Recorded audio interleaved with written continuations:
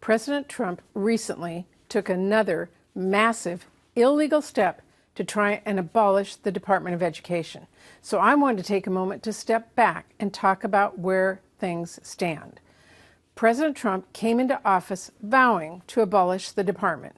Despite saying he didn't know anything about Project 2025 and didn't have anything to do with it, he decided he was going to make implementing the Project 2025 plan to abolish the Department of Education one of his top goals. He appointed a billionaire, former wrestling CEO with virtually no experience in education to run the department, someone who said that her goal as secretary would be to put herself out of a job. Every Senate Republican voted to confirm Linda McMahon, and every Democrat opposed her nomination. And in the months since, Trump and McMahon have done everything they possibly can to destroy the department without any consideration of the cost to students, families, and educators. Trump and McMahon know they cannot legally abolish the Department of Education on their own, but they don't care. And they also know their plan to get rid of the department is deeply unpopular. It could never pass Congress, even with Republicans in control of both chambers. 2/3 of all Americans are opposed to shuttering the Department of Education.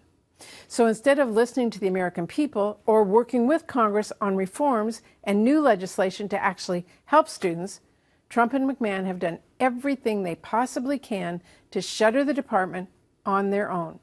They decided, just forget about our laws and the constitutional separation of powers. Together, Trump and McMahon have gutted the department so that there simply aren't the people in place to keep it running. Since March, they fired or pushed out half of the Department of Education staff. Half. They've left key offices with barely enough people to keep the lights on. They smashed the arm of the department that is in charge of keeping track of how students are doing and researching how to improve educational outcomes to pieces. There are just a handful of people left at the Institute of Education Sciences, and they are tasked with collecting, reporting, analyzing data, overseeing research, and producing the nation's report card for the entire country. Trump and McMahon gutted the Office for Civil Rights, which is in charge of making sure our civil rights laws are enforced and that no kid is denied access to a great public education because of the color of their skin, the fact that they have a disability, what God they worship, or much else. This office already had a massive case backlog, but Trump and McMahon have fired the staff who work those cases and ensure that rights are protected. And instead of committing the resources they should to see cases through, they are simply dismissing them. They say they're anti-DEI. Their actions show they're just anti-civil rights. I could spend all day talking about the various parts of the department that they have gutted and what that means for folks back home. It is completely unprecedented, but most of all, it is terrible for our students. And it's not like there was some grand strategic plan. When I asked Secretary McMahon earlier this year whether she conducted any analysis whatsoever on what impact her mass firings would have, she told me, nope, she had not. You can't make this stuff up. Now, we fought back against the firings in court, and there were positive lower court rulings to block them. But the conservative justices on the Supreme Court gave Trump and McMahon's mass firings a green light. And during the Republican shutdown, Trump tried to fire nearly 500 more people at the department. Democrats managed to reverse those firings in the government funding bill that was signed into law.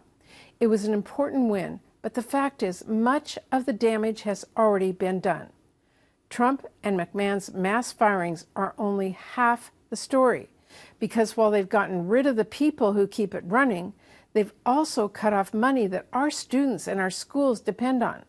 They cut off $1 billion for schools to hire counselors and help kids get the mental health care they need. They cut off billions that schools had been counting on to make their budgets work, including tens of millions to help students experiencing homelessness. They canceled $100 million in education research and basically stopped funding any new research grants. They unilaterally slashed funding to help train teachers, help college students get housing and food, help magnet schools serve kids, and so much more. They held up $7 billion in funding for after-school programs and adult education, created chaos across the country until they finally relented because we spoke up loud and clear. And they proposed slashing the Pell Grant and all sorts of education funding. Trump and McMahon have fired the people who keep the Department of Education running.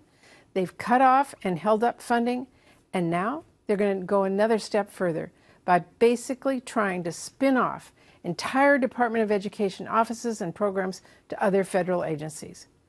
We're talking about offices that are responsible for supporting the effective use of tens of billions of dollars distributed to states, providing grants to make college more accessible, and enforcing federal education law.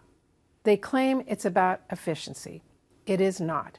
There is nothing efficient about chaotic changes like this, and there is nothing efficient about making school districts talk to a bunch of agencies instead of one to solve the problem they need help with. It is clear what Trump and McMahon are up to. They are trying to smash the department to pieces. They want to shutter the department and let these programs and support that our students and schools count on break or disappear altogether. Now, it's easy to forget why this all matters, but it does matter for every student, every parent, and every school district. The Department of Education exists not only to get federal funding out to our students and schools, but to make sure basic educational guardrails are upheld. Our kids' rights in the classroom are protected. Our teachers and schools have the data and information and support they need to best serve students. Trump has put all that in grave jeopardy. What happens when your school district loses out on funding for the school counselor or math tutoring? What happens when they have no one to call when their money doesn't come through? What happens when your second grader with a disability is denied the education they are entitled to, but there's no one at the federal level to enforce the law? What happens when our teachers are left flying blind because we've gotten rid of the data collection, research, and analysis they need to know what's working and what's not? What happens when you get cheated and left on the hook for tens of thousands of dollars because the people who cracked down on fraudulent colleges and predatory lenders were fired? We're about to find out.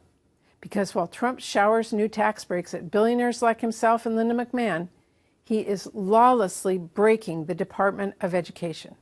So we've got to keep being loud. We've got to keep standing up, and we need Republicans in Congress to join us in saying enough. I have spent my career working on solutions to improve education in America. I'm not afraid of reform. I'm all for it.